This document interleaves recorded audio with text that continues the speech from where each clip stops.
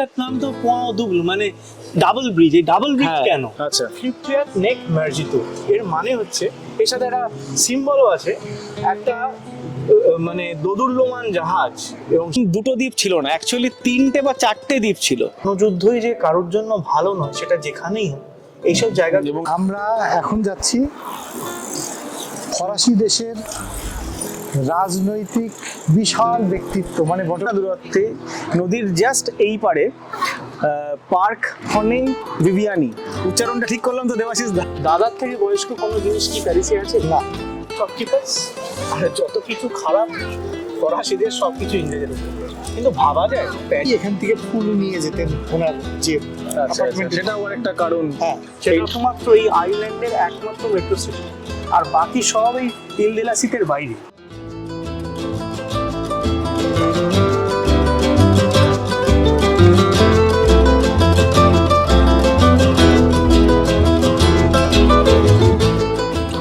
নমস্কার বন্ধুরা, welcome back to our channel. আমরা আবার ফিরে এসেছি।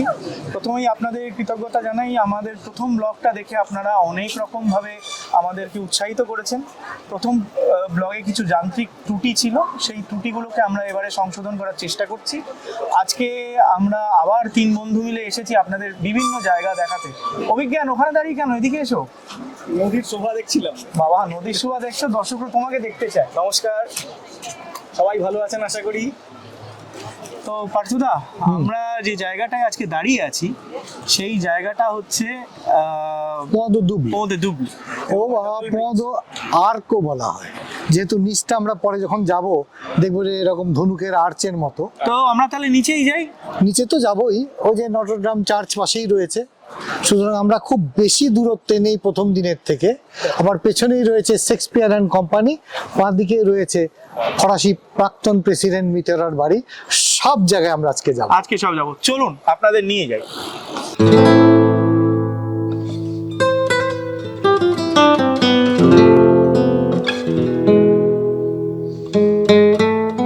নমস্কার বন্ধুরা, আমরা চলে এসেছি নিচে প্রমেনাদের কাছে, এবং ওই পোয়া দুবলের ঠিক নিচটাতে সিয়েন নদীর পাড়ে।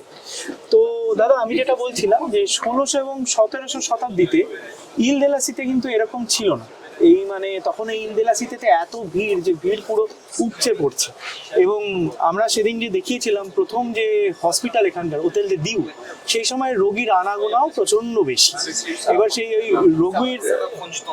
রোগীর আনাগোনার ফলে যেটা হচ্ছে, সেটা হচ্ছিল যে বিভিন্ন রকমের অসুবিধা হচ্ছিল এখানকার লোকের। তো আপনি ফ্রাঁসোয়া প্রুমিয়ারের সেই গল্পটা বলছিলেন। না, সেই সময়কার ফরাসি রাজা ফ্রাঁসোয়া প্রিমিয়ার 1515-তে উনি চিন্তা করলেন যে এই যে ব্রিজটা, এবং সব থেকে বড় কথা যে হোটেল দে দিউর যে হসপিটালটা, এটা খুব ইম্পর্টেন্ট ফরাসিদের কাছে। তখন এটা হচ্ছে প্রথম হসপিটাল ফ্রান্সের। সেখানে রুগী টুগিদের আনা নামাতে প্রচণ্ড অসুবিধা হচ্ছে, বোট টোটে করে হয়তো ক্রস করতে হতো। উনি চিন্তা করলেন এরকম একটা আর্চ টাইপের একটা ব্রিজ তৈরি করতে, যেখানে রুগীদের খুব সহজে নিয়ে আসা যায়। তা সেইটা 100 বছর পিছিয়ে গেল। 1616-তে এটা 1616-তে এটা প্রস্তাব পাস হলো। আচ্ছা, 1626 থেকে কাজ শুরু হলো। 32-এ গিয়ে শেষ হয়। এবং আর্কিটেক্ট খুব সম্ভবত ছিলেন গামার। এবং আচ্ছা আচ্ছা, এই পুরো কনস্ট্রাকশনটা তুমি দেখো একদম আয়রন, স্পেশালি আয়রনকে, মানে বাইরেটা রট আয়রন আর ভেতরটা সলিড আয়রন দিয়ে করা। কিন্তু একটা ব্যাপার এটা বলি যে এই রট আয়রনটা কিন্তু অনেক পরে এসছে। হ্যাঁ, শুরুটা কিন্তু পাথরের ব্রিজ ছিল, পাথরের ব্রিজ ছিল, স্টোনের হ্যাঁ। ব্রিজটা ছিল, এবং রট সেটা পরে এসছে। সেটা সম্ভবত 18th সেঞ্চুরির বা 19th সেঞ্চুরির শুরুর দিকে সেই ব্রিজটা ভেঙে পড়ে, এবং তারপরে বেশ অনেক দিন লাগে রিকনস্ট্রাকশন করতে, এবং ফাইনালি এটাকে রট আয়রন করা হয়। আচ্ছা অভিজ্ঞান, এই ব্রিজটার নাম তো পোয়া দুবল, মানে ডাবল ব্রিজ। এই ডাবল ব্রিজ কেন? এটা একটা মজার ব্যাপার। এটা লোকে ভাবতে পারে যে হয়তো জিওমেট্রিক্যাল পজিশনের জন্য এটাকে ডাবল ব্রিজ বলা হচ্ছে, কিন্তু অ্যাকচুয়ালি তা নয়। কারণ এখানে টোল বস্তু যখন সেই ফ্রান্সের রাজারা এটা প্রথম তৈরি করেন, তখন এখানে টোল বসানো হয়, ট্যাক্স। সেই সময়ও ট্যাক্স ছিল, এবং প্রচুর ট্যাক্স ছিল। সম্ভবত 2 দিনার করে চার্জ করা হতো। যেহেতু 2 দিনার, তাই জন্য ডাবল ব্রিজ বা ও দুবল বলা হতো। আসলে তুমি একদম ঠিক বলেছো। গল্পটা হচ্ছে, একটা উইং অফ ওই হোটেল দিউ এই পাশটাতেও ছিল, যেটা এখন আমরা একটু পরেই যাব, ওই স্কোয়ার দি রানে ভিভিয়ানি, ওই জায়গাটাতেও ছিল। এবং এই সিএন নদীর ওপরে অনেকগুলো রোগীদের ঘর ছিল, এবং ওই যে রোগীরা এখানে থাকতো ওই ওই 2 দিনার করে ওই টোলটা নিত, ওই টোলটা নেওয়া হতো ওই যে নদীটা নোংরা হতো সেটা পরিষ্কার করার জন্য। কিন্তু সেটা একটা ভীষণ রকম লোকের মনক্ষুণ্ণ হয়েছিল এবং ভীষণ রকম ডিসকন্টেন্টের ব্যাপার ছিল। এই টোলটা 1634 সালে কাউন্সিল পাস করে তাদের ইয়েতে রেজলিউশনে, এই প্যারিস কাউন্সিল, এবং সেটা চলে 1789 অবধি। 1789-তে আবার ফরাসি বিপ্লব, এবং ফরাসি বিপ্লবে এই টোল কিন্তু উঠে যায়। আচ্ছা, এই আচ্ছা। ব্রিজ তারপরে অনেকবার রিকনস্ট্রাকশন হয়েছে, এবং তুমি যেটা বললে যে এই 20 শতাব্দীর গোড়ার দিকে এসে ওই স্টোন ব্রিজটাকে এই রড পুরোপুরি আয়রন remove দিয়ে করে রড আয়রন করা হয়। এবং এই পুরো আর্চটাকে করা। আর এটা কি জানো যে এই আয়রনটার নাম কি? ফন্তে। Font ফন্তে, ফন্তে FONTE। দাদা আমি একটাই ফোন থেকে জানতাম, হ্যারি বেলা ফন্তে। বন্ধুরা আমরা এখন আছি পো-তিউখনেলে, একদম একদিকে পেছনে নোত্রে-দাম, একদিকে ইল দা সালুই আর ইল দে লা সিতে। ওই জ্ঞান ল্যাটিনে একটা কথা আছে, ফ্লুকচুয়াত নেক ম্যাগজিতুর, আচ্ছা। মানে জানো? না, এই কথাটা কিসে ইউজ হয় সেটাও কি তোমার জানা আছে? আমি জানি দর্শক বন্ধুরা হয়তো অনেকেই জানে, কিন্তু তুমি আর আমি জানি কিনা সেটাও একটা ব্যাপার। না, কোনো আইডিয়া নেই। এটা হচ্ছে প্যারিস শহরের মোটো, আচ্ছা, ফ্লিপচুয়াত নেক মার্জিতো। এর মানে হচ্ছে, এর সাথে একটা সিম্বলও আছে, একটা মানে দোদুল্যমান জাহাজ, এবং সেটা ওই ঝড়ের ভেতর পড়েছে। ফ্লুকচুয়াত নেক মার্জিতোর এই কথাটার ইংরেজি মানে হচ্ছে it will be টসড but it will not drown. এইবার আমি তোমাকে বলবো যে তুমি একবার এই নোত্রে-দাম গির্জাটার দিকে তাকাও, মনে হচ্ছে না একটা জাহাজ যেন দাঁড়িয়ে আছে একদম নদীর মাঝে, একদম তার সামনে দিয়ে একটা ছোট নৌকা ছোট নৌকা এগিয়ে আসছে আর একটা জাহাজ দাঁড়িয়ে আছে, হ্যাঁ। এবং তার মাস্তুলটা যেন একদম ওপরে দেখা যাচ্ছে। হ্যাঁ। মধ্যযুগে ধর্মীয় ব্যাপারটা জীবনের একটা বড় অঙ্গ ছিল, এবং ধর্মকে মনে করা হতো যে ধর্ম হচ্ছে সেই জাহাজ যে আপনার জীবন তরিটাকে বয়ে নিয়ে যাবে মৃত্যু আগে অবধি, সারা জীবন এবং মৃত্যুর পরেও। আর নোত্রে-দামের এই পজিশনটা, এর থেকে মনে হয় আদর্শ আর কিছু হওয়ার ছিল না। আমরা আগে বলেছিলাম যে এখানে সেই অ্যাবেটা ছিল, অ্যাবে অফ হোলি অ্যাঞ্জেলস। তারপরে যখন এই বড় করে এই জাহাজটা যখন এই গির্জাটা বানানো হলো, এই কনসেপ্টটা কিন্তু তার ক্রিয়েটারদের, মরিস সুলি, সেই বলেছিলাম যে কার্ডিনাল এখানে ছিল, মরিস সুলির মাথায় কিন্তু এই ব্যাপারটা ছিল। এইটা হচ্ছে তার আদর্শ। আর তুমি একটা জিনিস দেখো, এইদিকে ইল দে সালুই, আর ওইখানে একটা ব্রিজ যেটা কানেক্ট করছে, ওটা বহুকাল আগে ওটা একটা কাঠের ব্রিজ ছিল। তুমি একটা যেন সালুই সম্বন্ধে যেটা বলছি। হ্যাঁ, এই কাঠের ব্রিজটা নিয়ে বলি। এখানেই দর্শক বন্ধুদের জানিয়ে রাখি যে শার্নেভেল বলে একটা বিখ্যাত মিউজিয়াম আছে, যেটা সকলের জন্যই অবারিত দ্বার। তো সেটা প্যারিসের ইতিহাসের ওপর। তো আমি যখন সেখানে যাই, অবশ্যই পরে কোনো সময় যাব, সেখানে আমি দেখেছিলাম যে কাঠের ব্রিজটা বললে, সেই কাঠের ব্রিজটা পুরো দেওয়াল জোড়া ছিল, এবং সেখানে লোকে থাকতো। তার তলায় ওয়াটার পিউরিফায়ার ছিল সেই সময়কার। তারপরে পরবর্তীকালে সময়ের সাথে সাথে ওই ব্রিজ ভেঙে নতুন ব্রিজ আসে, অবশ্যই মানে টেকনোলজি স্লোলি ইমপ্রুভ হয়। তবে একটা ব্যাপার, এই যে দুটো দ্বীপ প্যারিসের মধ্যে, ইল দে লা সিতে এবং ইল দে সালুই, মজার ব্যাপারটা হচ্ছে, আমি কদিন আগে একটা আর্টিকেল পড়ছিলাম যেখানে আমি বহু পুরনো একটা ম্যাপ পেলাম, তারপর একটু স্টাডি করলাম। বাহ। সেখানে এটা দুটো দ্বীপ ছিল না, অ্যাকচুয়ালি 3টে বা 4টে দ্বীপ ছিল, এবং এই 3 নম্বর দ্বীপটাই মেইন আর কি। 4 নম্বরটা খুবই ছোট নামমাত্র। 3 নম্বর দ্বীপটাকে বলা হতো ইল ও ভ্যাশ, মানে হচ্ছে গরু, হ্যাঁ। গরুদের দ্বীপ। এবং সত্যি এটা পুরোপুরি চারণভূমি ছিল, এবং সেই দ্বীপে গরু এবং শুয়োররা চড়ে বেড়াতো। আচ্ছা। তো পরবর্তীকালে আজ থেকে প্রায় 400 বছর আগে, সম্ভবত 1614 সামথিং, মেরি দে মেদিচি, সেই সময়কার রানী ছিলেন, হ্যাঁ, মেরি দে মেদিচি, উনি এখানকার যে প্রপার্টি, মানে ল্যান্ড প্রপার্টি, সেটাকে রিডিস্ট্রিবিউট করার একটা ডিসিশন নেন। তখন উনি ঠিক করেন যে এই যে সেকেন্ড এবং থার্ড আইল্যান্ড, ওটাকে জুড়ে দেবেন একটা ব্রিজ দিয়ে। তো ওটা ব্রিজ দিয়ে শুরু হয়েছিল, কিন্তু পরে ব্রিজের তলাটাও ভরে যায়। আচ্ছা। হ্যাঁ, তো এটাকে এইটার এখান থেকে হয়তো দেখা যাবে না, জাস্ট এই ব্রিজটা যে রাস্তা দিয়ে সোজা ঢুকছে, সাগর একবার उस तरफ थोड़ा सा ब्रिज के उस साइड में घुमाओ। এই রাস্তাটার ঠিক পরের রাস্তাটা, এইটা নয়, এর ঠিক পরের রাস্তাটা বরাবর এই আইল্যান্ডটা পুরোপুরি দ্বীপটা ভাঙা ছিল।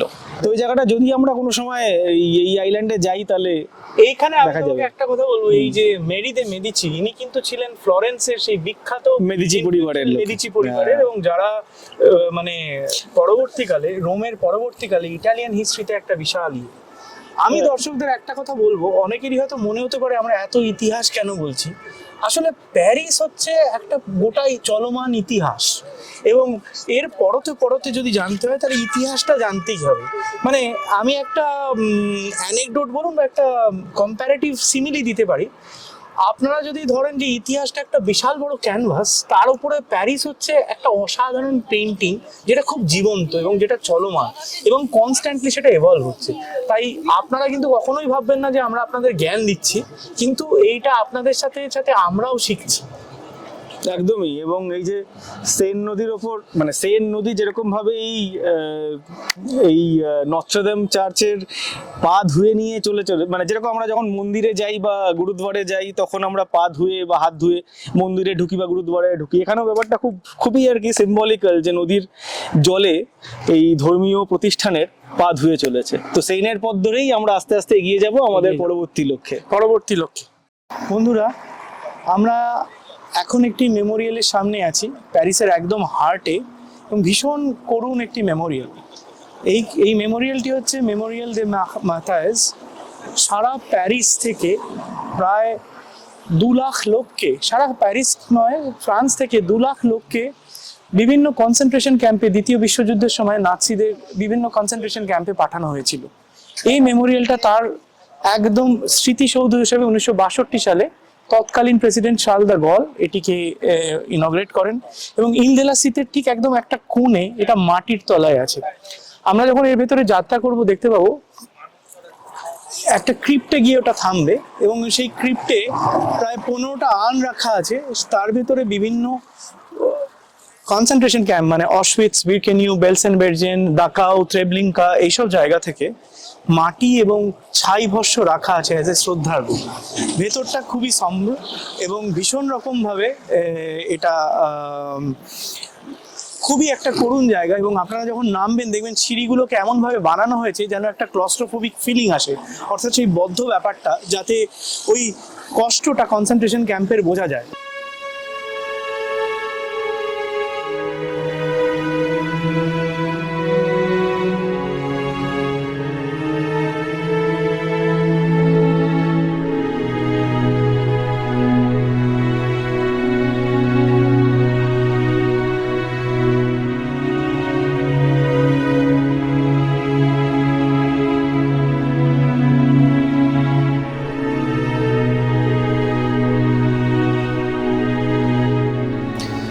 অভিজ্ঞান, এই জায়গাটায় ভেতরে ঢুকে একটা কিরকম যেন বদ্ধ ব্যাপার লাগছে, প্রচন্ড গরম, একটা গরম সাফোকেটিং এবং সাফোকেশন। অ্যাকচুয়ালি ওরা এইভাবেই এটা করেছে যাতে সেই জিনিসটাকে বোঝানোর জন্য যে কতটা কষ্টের মাধ্যমে, এবং প্রত্যেকটা উইন্ডো আমরা ভেতরে দেখাতে পারলাম না যেহেতু ক্যামেরা অ্যালাউড নয়, প্রত্যেকটা উইন্ডো এবং প্রত্যেকটা প্রকোষ্ঠ ঠিক অনেকটা সেই রকমভাবেই রেখেছে, যেটা ওইভাবে এরা কি করার জন্য। আমার নিজস্ব ব্যক্তিগত অভিজ্ঞতা আমি তোমায় বলছিলাম, আমি আশউইৎসে গেছি পোল্যান্ডে, এবং দাকাও, যেটা জার্মানি এবং অস্ট্রিয়ার বর্ডারে, ওই দাকাওয়ের ওপর দিয়ে আমি এসেছি।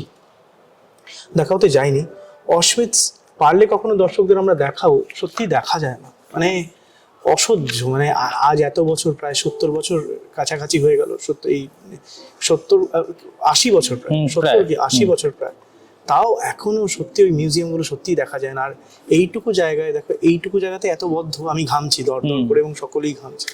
মানে এই থেকেই বোঝা যায় যে সেই সময় খালি রেজিস্ট্যান্স ফাইটার, ভিসি গভর্নমেন্ট যেহেতু নাজিদের সাথে একসাথে কোলাবোরেশনে ছিল, রেজিস্ট্যান্স ফাইটার্স যারা পাগল, অর্থাৎ সো কল্ড মানসিকভাবে স্থিতিশীল নয়, ইহুদি এবং বিভিন্ন ধরনের সংকট জাতীয় লোক এবং অন্যান্য দেশের লোকেদের কিরকম অত্যাচার সহ্য করতে হয়েছে।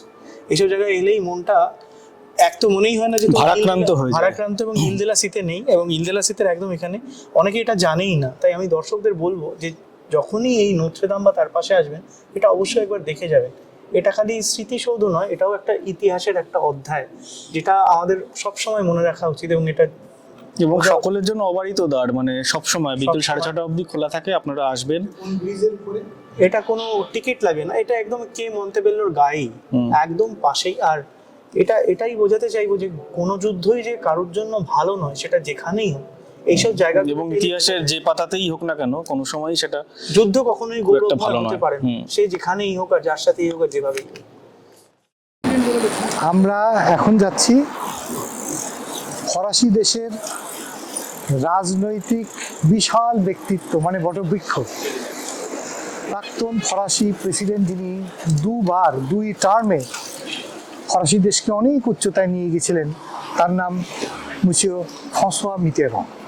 তার গলিতে আমরা ঢুকছি এখন, আসুন।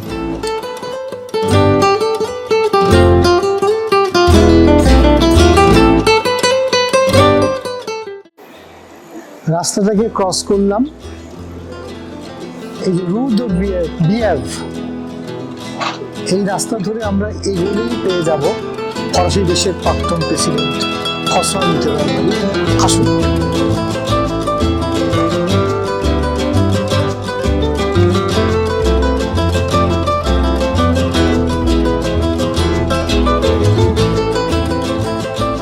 আমি এখন দাঁড়িয়ে রয়েছি ফরাসি দেশের বিশাল রাজনৈতিক ব্যক্তিত্ব, যিনি সোশ্যালিস্ট পার্টিকে সারা পৃথিবীতে পরিচিত করেছিলেন এবং অনেক উঁচু মর্যাদায় ফ্রান্সকে নিয়ে গিয়েছিলেন, এবং তিনি দু টার্মে ফরাসি দেশের প্রেসিডেন্ট ছিলেন।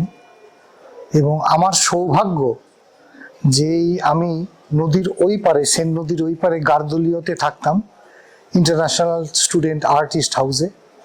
তো সেখানে উনি হাঁটতে বেরোতেন মাথায় হ্যাট চাপিয়ে, হাতে একটা ছুরি নিয়ে। তা আমরা বজুমসিও তখন অত ভালো ফরাসি জানতাম না, করে একবার শুধু হাত মেলানোর সুযোগ পেয়েছিলাম।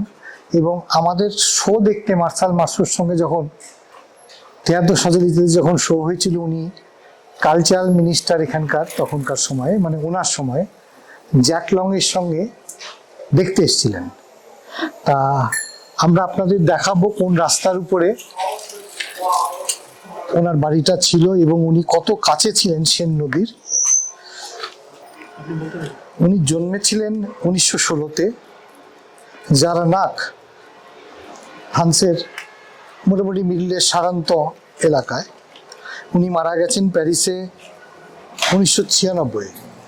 আমার আরও একটি স্মৃতি ওনাকে নিয়ে, যে 1981-এ যখন আমি ফরাসি সরকারের হোল এশিয়ার মধ্যে প্রথম মাইমের বৃত্তি পেয়েছিলাম, তখন উনি তার 6 মাস আগে এই দেশের প্রেসিডেন্ট হয়েছিলেন।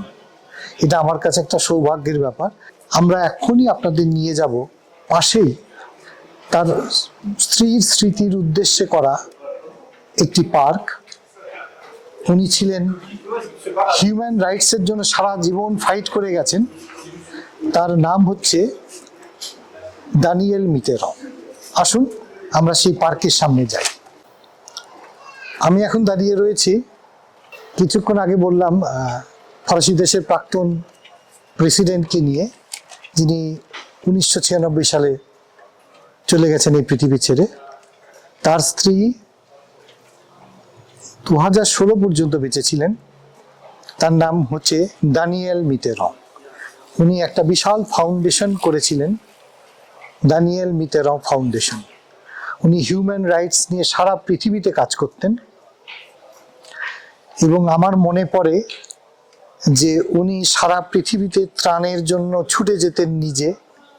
এবং প্রেসিডেন্ট ওনার স্বামী থাকাকালীন ওনার অনেক হয়তো সুবিধাও ছিল, যে মিলিটারি কার্গো নিয়ে, প্লেন নিয়ে এই ত্রাণের জন্য সারা পৃথিবী মানে ক্ষতিগ্রস্ত জায়গায় চলে যেতেন।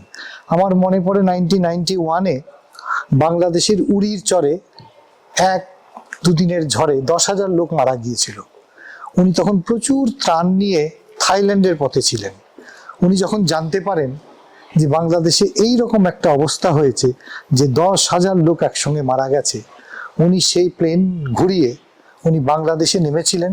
এবং পরে ফরাসি দেশের প্রেসিডেন্ট মিতেরাও বাংলাদেশে ভিজিট করে। এবং জাকাত আলী বলে ফরাসি দেশের প্রেসিডেন্টের যিনি উপদেষ্টা ছিলেন, তিনিও বাংলাদেশের সঙ্গে এবং ভারতবর্ষের সঙ্গে খুব আত্মিক সম্পর্কে জড়িয়ে পড়েছিলেন। এটা আমার কাছে একটা বিশাল ব্যাপার। কারণ আমরা ওই বাংলার ছেলে সন্তান এবং আমাদের দেশের সঙ্গে ফরাসি দেশের যে এই যে আত্মিক সম্পর্ক, সেটা আমরা আজও গভীর শ্রদ্ধায় স্মরণ করি। বন্ধুরা, আমরা এখন চলে এসেছি এই নত্রদেম ক্যাথিড্রাল থেকে ঢিল ছড়া দূরত্বে, নদীর জাস্ট এই পারে পার্ক হনে ভিভিয়ানি। উচ্চারণটা ঠিক করলাম তো দেবাশিস দা? আমিও ভালো পারি না ফরাসি, কিন্তু এটা হচ্ছে হনে ভিভিয়ানি মন্তেবেল্লো। হনে ভিভিয়ানি মন্তেবেল্লো, হনে ভিভিয়ানি মন্তেবেল্লো। হ্যাঁ, এটার মানে একটা ওয়েসিস বলা যেতে পারে, একটা মরুদ্যান। প্যারিসের ঐতিহ্য, সংস্কৃতি সবকিছুর দিকে এই পার্কের বিভিন্ন পয়েন্টে বিভিন্ন ঐতিহাসিক স্থাপত্য রয়েছে, যেরকম সাঁ জুলিয়ান দে পোয়াভ চার্চ খানিক দূরেই আছে, ওটাও আমরা পরবর্তীকালে দেখাবো। এর এক কোনায় রয়েছে শেক্সপিয়ার অ্যান্ড কোম্পানি, সেটা তো অবশ্যই দেখাবো। মানে সেটা তো সেখানে যারা পড়তে ভালোবাসেন তাদের কাছে এটা একটা তীর্থস্থান। উল্টো দিকেই রয়েছে সেন নদী বয়ে গেছে এবং তার গা বেয়ে দাঁড়িয়ে আছে নত্রদেম ক্যাথিড্রাল। এবং আরো কিছু গুরুত্বপূর্ণ জিনিস এখানে রয়েছে, প্যারিসের সব থেকে পুরনো গাছ, প্রায় 400 বছরের বেশি বয়স তার, আমরা সেখানেও যাব। এবং এই মুহূর্তে আমরা যেটা দেখতে পাচ্ছি সেটা একটা ফাউন্টেন বা একটা ঝর্ণা, যদিও জল নেই, সেটা হচ্ছে ফাউন্টেন দ্য সাঁ জুলিয়ান দে পোয়াভ। তো এর মধ্যে প্রচুর স্থাপত্য, প্রচুর ছোট ছোট একটা গল্প আছে, স্কাল্পচার রয়েছে। হ্যাঁ বলো, গল্পটা শুনি। তুই শেষ করে নাও, তারপর আমি বলবো। না, এই ফাউন্টেনটা নিয়েই বলতে যাচ্ছিলাম যে ফাউন্টেনটা মানে এত ইউনিক। এটা কিন্তু খুব পুরনো নয়, খুব বেশি হলে 70-75 বছরের পুরনো হবে, কিন্তু দেখলে মনে হয় যে এটা অনেক পুরনো এবং ভেরি ওয়েল রিসার্চ। এইটা আমরা একটু এগিয়ে গিয়ে ওই ফাউন্টেনটাকে দেখাবো। তার আগে বলি, এই যে শেপটা, এই জায়গাটা আজকে দেখলে কেউ বিশ্বাস করবে না যে এখানে একটা বিল্ডিং ছিল আজ থেকে প্রায় 400 বছর, যেটা তুমি আগে বলছিলে একটু আগে। এইটা হোটেল ডিউর এক্সটেনশন ছিল। সেটা আজকে দেখলে কেউ বুঝতে পারবে না। তারপরে কি হলো, এটাকে বিভিন্ন সময় ডেকোরেট করার জন্য এবং এটা বসার উদ্যান করার জন্য এটাকে বিভিন্ন সময় বিভিন্ন লোকে করেছে। ফাইনালি আজকের শেপে এটা একটা ইরেগুলার পলিগোনাল শেপ। এবার পলিগোনাল মানে হচ্ছে পঞ্চভুজটাই, হ্যাঁ পঞ্চভুজ, কিন্তু এটা ইরেগুলার পঞ্চভুজ। এবং এর চারদিকে তুমি যদি দেখো বিভিন্ন গাছপালা, ফোয়ারা, হেনাতানা, দারুণ সুন্দর বেঞ্চ, দারুণ সুন্দর গাছে ঢাকা। এত প্রখর গ্রীষ্মতে ওই গোলাপ ফুল ফুটে আছে, এই তোমার সামনেই গোলাপ ফুল ফুটে আছে।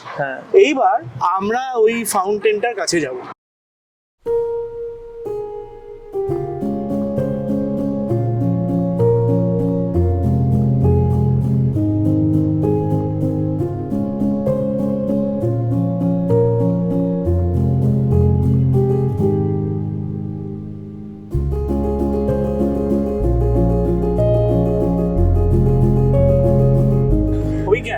এটা তুমি বললে 70 বছর, তা কিন্তু নয়, এটা আরো নতুন 1995 সালে। এবং এর আর্কিটেক্ট একজন ফরাসি, জর্জ জাকলো। এইবার এইটাতে তুমি যদি ফাউন্টেনটাকে দেখো, এমন ভাবে বানানো হয়েছে যেন মনে হবে এটা অত্যন্ত প্রাচীন। এর গল্পটা খুব মজাদার, 3জন উইচের গল্প। এবং এইটা আসলে সাঁ জুলিয়ার লাইফের অনেকটা পার্ট জুড়ে এটা। এবং এখানে কথা বলা হরিণ আছে, একটি কথা বলা ছাগল আছে এবং বিভিন্ন ক্যারেক্টার। এবং এটা এখন যদিও জলটা পড়ছে না, যখন জল পড়ে তখন ওই হরিণের মুখ দিয়ে আর এর মুখ দিয়ে জলগুলো পড়ে, এটা এত সুন্দর লাগে। আর গরমকালে এটা কিছুদিন যখন এই ফোয়ারাটা হয়, আমি বাচ্চাদের দেখেছি এখানে অনেক সময় জলে খেলতে। তাই এই জায়গাটা অসাধারণ। তুমি মানে একদিকে শেক্সপিয়ার এন্ড কোম্পানি, একদিকে নত্রদেম, একদিকে এগলিস দে জুনিয়া লে পোভ, আর একদিকে ওই সেই আমাদের জাঁ হোবার সেই সব থেকে পুরনো গাছ।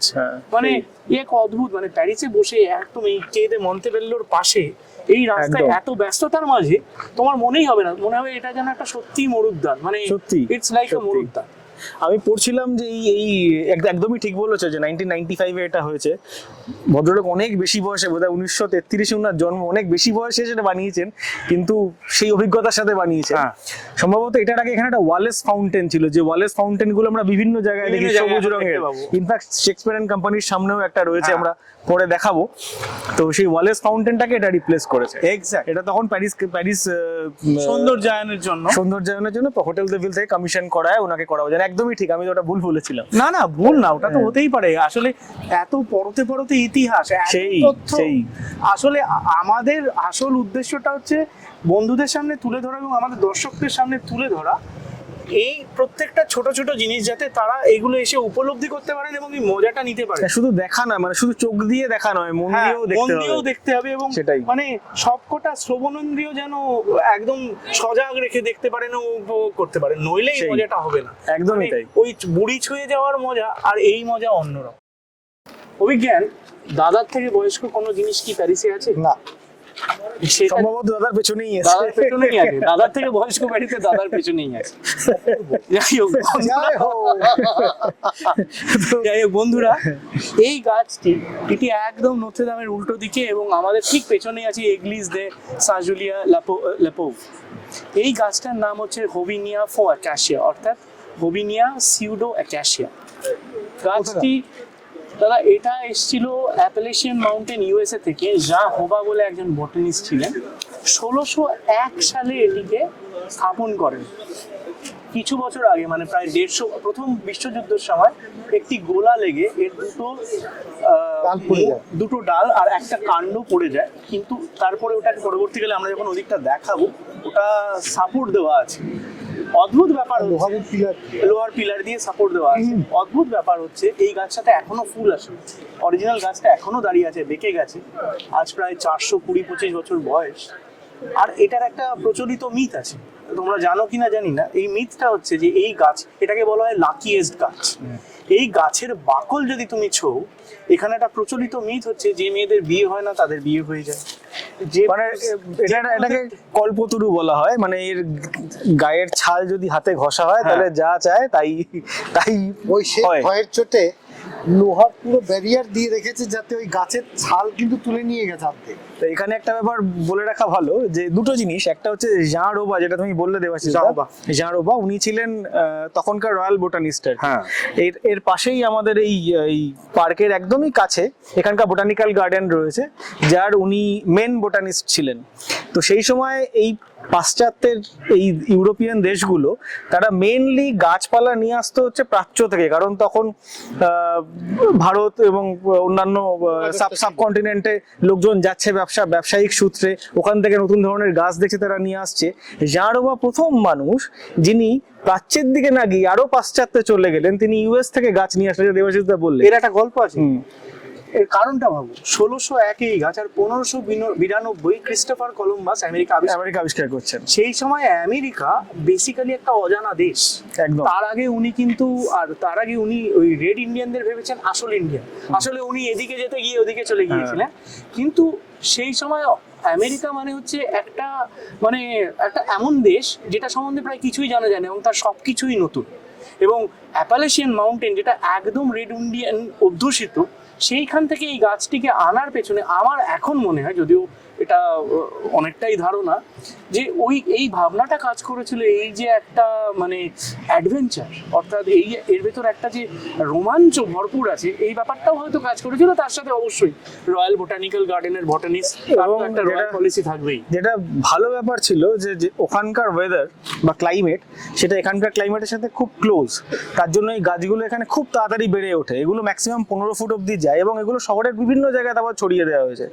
তো এবং এদের পলিউশন রেজিস্ট্যান্স অনেক বেশি। আর অ্যাকাশিয়া কিন্তু যে কোনো জায়গাতেই মোটামুটি তুমি দেখবে, যে কোনো কন্টিনেন্টেই মোটামুটি অ্যাকাশিয়া তুমি পেয়ে যাবে। ইউরোপে তো আমি ভর্তি দেখি অ্যাকাশিয়া। সেই। আর দাদা বলছিলেন এটাকে একটা ঘিরে রাখা। এবার এটা হচ্ছে সেই ফরাসি কি বলবো, ফরাসি আভিজাত্য বলা যেতে পারে বা ফরাসি অ্যাস্থেটিক্স বলা যেতে পারে। এই কাঠগুলো যেটা দিয়ে ঘিরে রাখা আছে, এগুলো কিন্তু ওক কাঠ। এখন একটু খারাপ অবস্থা এত বছর পরেও, কিন্তু ওক কাঠের বেড়া। তো দেখাবে। ও দেখাবে। খালি আমি যেটা বলি, গাছটাকে ঘিরেছে তার একটা হয়তো কারণ ফরাসি গভর্নমেন্ট জানতে পেরেছিল দাদা ওটাকে ঘষে মনে মনে হয়তো বয়স কমানোর চেষ্টা করতেন। দাদা কি ওটা কৃষ্ণচূড়া ভাবছিল? হ্যাঁ দাদা, সেই গানটা একবার গিয়ে নি। এই সেই কৃষ্ণচূড়া। অভিজ্ঞান, ইংরেজদের সাথে ফরাসিদের আসল লড়াইটা ছিল ভাষা নিয়ে। একদমই। নেপোলিয়ান ইংরেজদের বলেছেন আর নেশন অফ শপকিপার্স, আর যত কিছু খারাপ ফরাসিদের সবকিছু ইংরেজের উপর। কিন্তু ভাবা যায় প্যারিসের মধ্যস্থলে কেদে মন্তেবেলোর একদম গায়ে এবং এই তোমার নত্রদামের নত্রদামের ঠিক থেকে উল্টো দিকে ঢিল ছোড়া দূরত্বে এই এখানকার সব থেকে বিখ্যাত যে বইয়ের দোকান সব থেকে পুরনো বটে। হ্যাঁ মানে বেশ পুরনো, 100 কয়েক বছরের পুরনো, প্রায় 110-15 বছরের পুরনো শেক্সপিয়ার অ্যান্ড কোম্পানি, এবং এই লোকটার নামে শেক্সপিয়ার অ্যান্ড কোম্পানি। শুনলে অবাক হয়ে যাবে, এই বইয়ের দোকানটার প্রাণ পুরুষ জর্জ হুইটম্যান। ওনার জন্ম 1913 সালে। আর আশ্চর্যের বিষয়, উনি যদিও এটার প্রাণ পুরুষ কিন্তু এটার প্রতিষ্ঠা করেছেন আরেক ভদ্রমহিলা। এখন যে অ্যাড্রেসটা আমরা দেখতে পাচ্ছি সেটা হচ্ছে থনসেট, মানে 37 রু দে লা বুশে। কিন্তু 1919 সালে যখন এই বইয়ের দোকানটা শুরু হয়, এই বইয়ের দোকানটার আসল প্রতিষ্ঠাতা ছিলেন সিলভিয়া বিচ বলে এক ভদ্রমহিলা, এবং সেটা এখান থেকে জাস্ট একটু পেছনে 12 মানে 12 রু দে ওদিয়ন। সেটাও কি কোইন্সিডেন্টালি 1913? না, ওটা 1919। 1919 ওটা 1919। আচ্ছা আচ্ছা। এবার ওইটা হওয়ার পর ওখানকার সেই সময়কার যত প্রথিতযশা লেখক এবং লেখিকারা ছিলেন, যেমন Fitzgerald, Ezra pound, Sylvia Plath, হচ্ছে গাটুট স্টাইন, আর্নেস্ট হেমিংওয়ে, সকলের জেমস একটা- জয়েস। জেমস জয়েসকে পরবর্তীকালে আনে, ওটা একটা মজাদার গল্প আছে, আমি বলবো। ওনারা সব ওখানে ভিড় জমাতে শুরু করেন, কিন্তু তারপর দ্বিতীয় বিশ্বযুদ্ধের সময় এটা বহুকাল বন্ধ থাকে। 1951 সালে আবার এটা চালু করেন জর্জ হুইটম্যান। এখানে তোমার একটা মজাদার গল্প বলি আমি। আগে ওই পুরোনো গল্পটায় ফিরে যাই, জর্জ হুইটম্যানে আবার ফিরে আসবো আমরা। যখন এটা সেই সময় আর কি লেখক লেখিকাদের ভেতর একটা অদ্ভুত জায়গা, মানে এখানকার কনসেপ্টটা হচ্ছে তুমি আসো, সারাদিন থাকো এবং যা পারো দাও, কিন্তু যতটা পারো নিয়ে যাও, যা পারো দাও, সেটা তোমার সাধ্য মতো কিছু হতে হবে, এবং অনেক সময় বিনা পয়সাতেও হয়েছে, এবং সেই গল্পটা আমি বলবো। সেই সময় লেখক লেখিকাদের ভেতর যেমন বন্ধুত্ব ছিল, তেমনি অনেক রেষারেষিও ছিল। এরকম কথিত আছে যে সেই সময় রু দে লা ওদিওতে যে শেক্সপিয়ার অ্যান্ড কোম্পানি ছিল, সেখানে ওই গাটুট স্টাইন এবং আর্নেস্ট হেমিংওয়ের একটি লোকে বলে প্রেম কাহিনী, আমি জানি না সেটা কিরকম প্রেম ছিল, হ্যাঁ, but মানে অনেকে সেটা কয়, মানে প্রুফ নেই কোনো। যথেষ্ট রকম সক্ষতার একটা ছিল। এইখানে একটা গল্প, এই গাটুট স্টাইন এবং সিলভিয়া বিচ যিনি প্রতিষ্ঠাতা, তারা দুজনেই খুব ভালো বন্ধু ছিল। 1915 সালে জিনিভাতে গিয়ে এজরা পাউন্ড আবিষ্কার করেন জেমস জয়েসের তখন খুবই খারাপ অবস্থা, মানে থাকার জায়গা নেই, চালচুলো নেই, নিজের ততটা প্রতিষ্ঠিত হননি। উনি ওনাকে নিয়ে আসেন এইখানে, এবং এইখানে প্যারিসে ওনাকে রাখেন, এবং ওনার সেই পৃথিবী বিখ্যাত ইউলিসিস, এবং তারপরে উনি লিখেছেন portrait of an artist as a young man, সেটা পরবর্তীকালে। কিন্তু ইউলিসিসের রচনাটা বেশিরভাগটাই ওইখানে।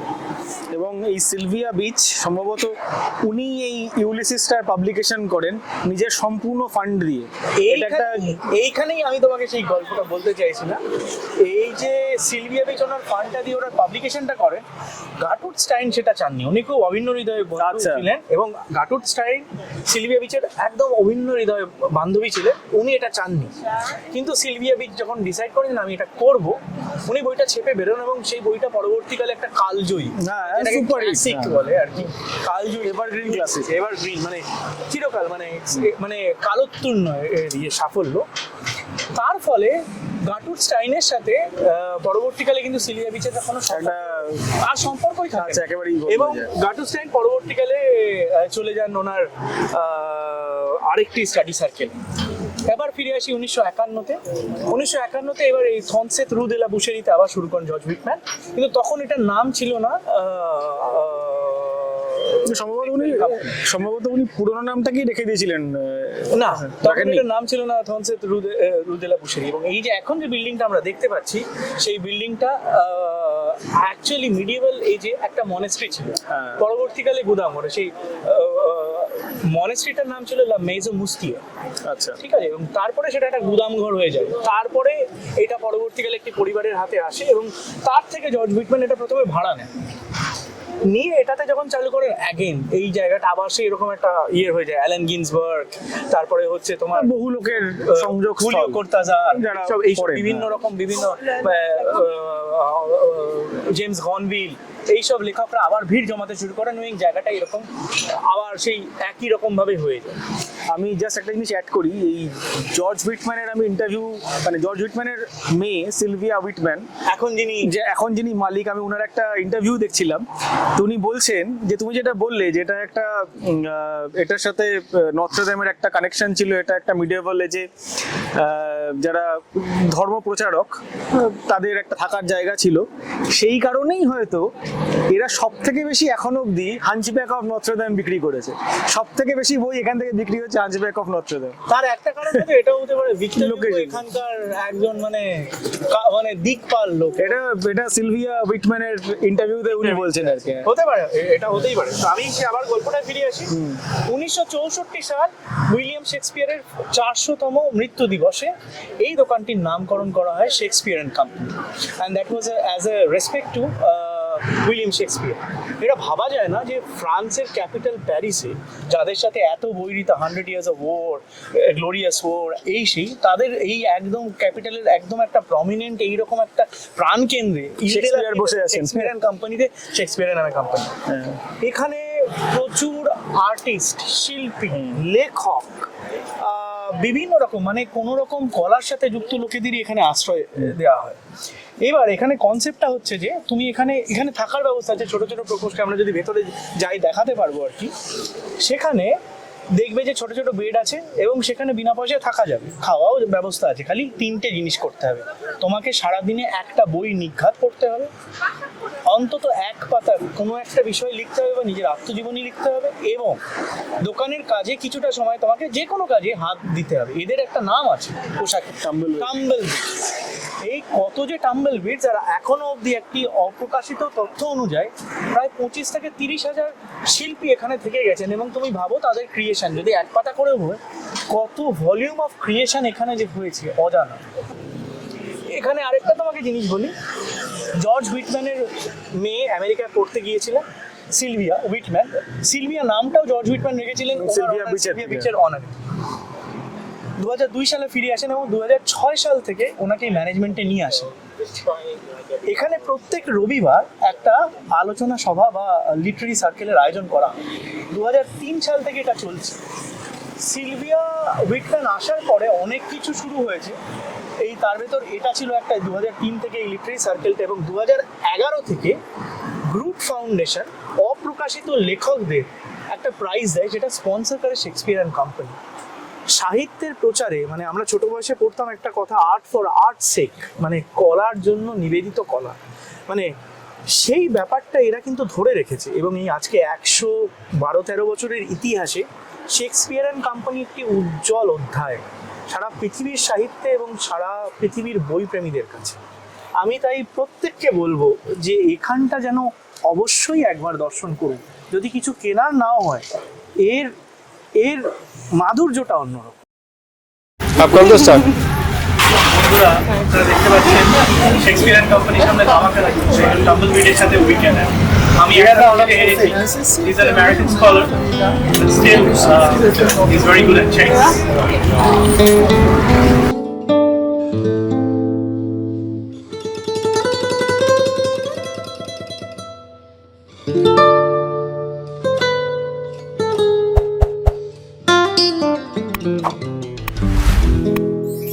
বন্ধুরা, আমরা আজকে শেষ স্থান, ওটা শেষ স্পটে আছি, ফ্লাওয়ার মার্কেট অফ এলিজাবেথ। এটার নাম হচ্ছে Marche they flair and Elizabeth জু। এর সাথে একটা অদ্ভুত প্রেমের গল্প জড়িত আছে। এই ফলকটা কুইন এলিজাবেথ উনি যখন ওনার লাস্ট স্টেট ভিজিট 2014-তে এসেছিলেন, এটা উন্মোচিত করেছিলেন। আচ্ছা, কিন্তু কেন এলিজাবেথ টু এর নাম? এর পেছনে একটা গল্প আছে। 1948 প্রথম, তখন কিন্তু উনি রানী এলিজাবেথ নন, তখনও উনি রাজকুমারী। সদ্য বিয়ে হয়েছে ফিলিপ মাউন্ট ব্যাটেনের সাথে, এবং ওনারা প্রথম ভিজিটে এসছেন এই প্যারিসে। সদ্য তরুণী এবং যা হয়, প্রথম দর্শনেই উনি এই জায়গাটিকে ভালোবেসে ফেলেন এবং এখানে আসেন। আসার পরে উনি এই পাশেই একটি রেস্টুরেন্ট আছে লাক্স বলে, সেইখানে ডিনার করেন এবং তার পাশে পিয়ের সারোতে একটা নাইট ক্লাবে এডিথ পিয়াফ এবং সালভাদোরের মিউজিকের সাথে ডান্স করেন। এবং তারপরে এটা এসে ওনার কাছে পুরো ব্যাপারটাই খুব রোম্যান্টিক ছিল। তারপরে উনি অনেকবার এসছেন, কিন্তু শেষবার যখন উনি আসেন তার মাঝেও একবার দুবার উনি বলার পর ফরাসি সরকার এটিকে ওনার নামে উৎসর্গ করে এবং ফলকটি ওনাকে দিয়ে করে। আচ্ছা, মানে উনি এখানে এসে মানে রোমান্টিসিজম থেকে উনার এখানকার প্রতি অ্যাট্রাকশন, আমি ভাবছিলাম হয়তো ফুলের জন্য উনি, মানে ফুলটা অবশ্যই মানে এখানে বোধহয় আমার মনে হয় আরেকটাও কথা আছে, উনি একসময় ফ্রান্সে পড়াশোনা করেছেন প্যারিসে, আচ্ছা আচ্ছা ফ্রেঞ্চ ল্যাঙ্গুয়েজে, যদি আচ্ছা। আপনারা ফ্লুয়েন্ট ফ্রেঞ্চ বলতে পারতেন। তো তখন এই জায়গাটা তো আজকে এত ক্রাউডেড ছিল না, এই জায়গাটায় বিউটিফুল একটা ওপেন এয়ার। এটা এখন তো ঢাকনা দিয়েছে, আমিও যখন এসেছি এগুলো বেশিরভাগই ওপেন মার্কেট ছিল। আচ্ছা। আমি যে গার্দুলিওতে থাকতাম কাছে, হোটেল দাবিনের দুটো স্টপেজ পরে, তো সেখানে শোনা যায় যে উনি প্রায় এখান থেকে ফুল নিয়ে যেতেন ওনার যে আচ্ছা আচ্ছা, apartment-এ সেটাও আর একটা কারণ হ্যাঁ এই নামকরণের। এই নামকরণ। অভিজ্ঞান, যেটা বলছিলাম, এই মার্কেটও তুমি তো জানো যে ফ্রান্সের জীবনের সাথে নেপোলিয়ন ওতপ্রোতভাবে জড়িত। একদম। এটা খোলা মার্কেট ছিল। 1808 সালে নেপোলিয়ন একটি ডিক্রি করেন এবং এইখানে এই ফুলের মার্কেট 1809 সাল থেকে খোলা ছিল। কিন্তু যখন ব্যারন ওসমান কে দেওয়া হয় যে তোমার ইয়ে করার জন্য, রেনোভেশনের জন্য নেপোলিয়ন 3 প্যারিসের সৌন্দর্যায়নের জন্য, সেই সময় এইটাতে 6টা এইরকম আয়রন প্যাভিলিয়ন বানিয়ে দেওয়া হয়। এখনো 6টাই আছে।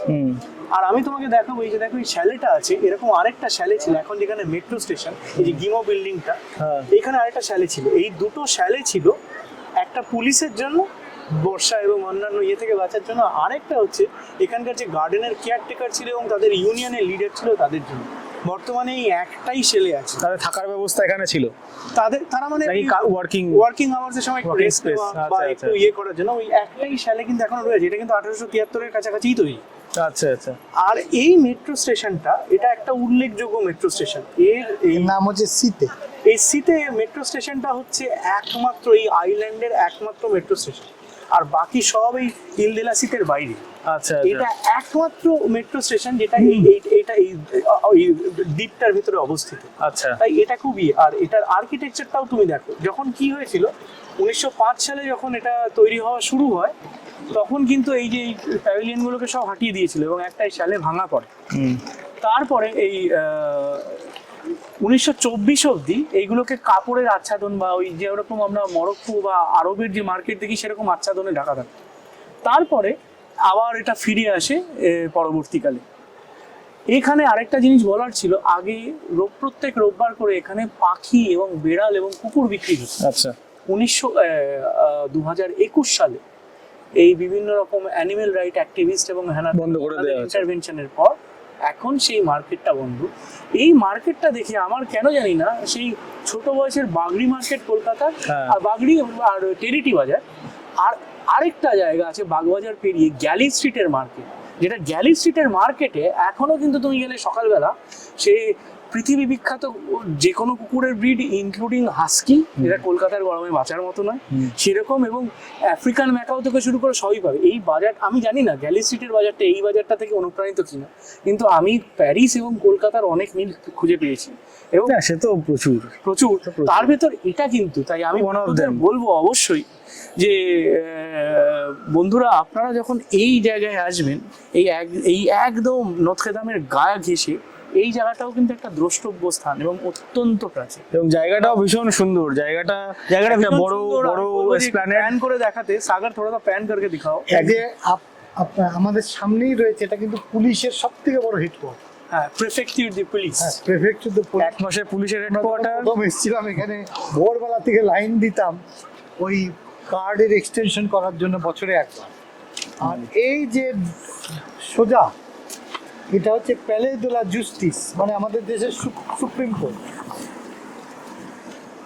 আর অভিজ্ঞান বলবে ওখানে একটা চার্চও আছে, যেখানে সারা পৃথিবী থেকে সান মিশেল, এগ্লিজ দে সান সেভরেন, ওটা সান মিশেল চূড়াটা দেখা যাচ্ছে। সান মিশেল না এগ্লিজ দে সান সেভরেন, সান শ্যাপেল, সান শ্যাপেল, সান শাপেলি, সান শ্যাপেল, ওটা হচ্ছে সান শ্যাপেল। ওর পেছনে কনস্ট্রাজেরি, আর সামনে হচ্ছে প্যালে দে লা জাস্টিস। তো বেসিক্যালি বলতে গেলে বলতে হয় যে এদিকে প্যালে দে লা জাস্টিস, এদিকে হোটেল দে দিউ। তার মানে পেছনের দিকে ঘোরালে হোটেল দে দিউ প্রথম হসপিটাল, হ্যাঁ সেটা। তার মাঝখানে এই ফ্লাওয়ার মার্কেট, মানে আইন থেকে স্বাস্থ্য, মাঝে একরাশ ফুল হাস্ত। চমৎকার। তা আমরা এখন শেষ পর্যায়ে চলে এসেছি, এখনো গোধূলি লগনো, আমরা বাড়ি যাব। কোনে দেখা হলো আপনাদের কাছে যারাই আমাদের দর্শক, যারাই আমাদের এই ছোট ছোট বিভিন্ন প্রতিকূলতার মধ্যে আমরা অনেক কিছু দিতে পারছি না, আগামীতে হয়তো আরো ভালো করতে পারবো আশা রাখি। আপনাদের যদি ভালোবাসা পাই, আপনাদের ফিডব্যাক চাই যে আমাদের জিনিসগুলো আপনাদের কি ভালো লাগছে, আপনাদেরকে আনন্দ দিচ্ছে না আমরা বিরক্তিও করছি, সেটা বা জানতে আপনারা যদি আরো কিছু দেখতে চান বা আরো অন্য ধরনের কিছু দেখতে চান সেগুলো আমাদেরকে জানান কমেন্টের মাধ্যমে। আমি বন্ধুদের বলবো, বন্ধুরা আপনাদের যদি ভালো লেগে তাহলে এই চ্যানেলটা আপনারা সাবস্ক্রাইব করুন এবং কমেন্ট করুন এবং লাইক করুন। এবং আমি বন্ধুদের আরও জিজ্ঞেস করব, যদি মনে হয় যে কোনো কোনো জায়গা আপনাদের দেখার ইচ্ছে আছে, সেই জায়গাটা আমাদের আপনারা লিখে জানান এবং আমরা খুব খুশি মনে আপনাদের দেখাতে ভালো লাগবে। তবে একটাই জিনিস আমি বলবো, আমরা এই জায়গাগুলো কমন ট্যুরিস্ট যেখানে আসে তার থেকে একটু আলাদাভাবে করতে চাইছি। তো সেই ক্ষেত্রে আপনারা যদি সেরকম সহযোগিতা করেন তাহলে আমাদের ভীষণ ভালো লাগবে। নমস্কার, দেখা হবে পরের এপিসোডে। ভালো ভালো থাকবেন। ভালো থাকবেন সবাই।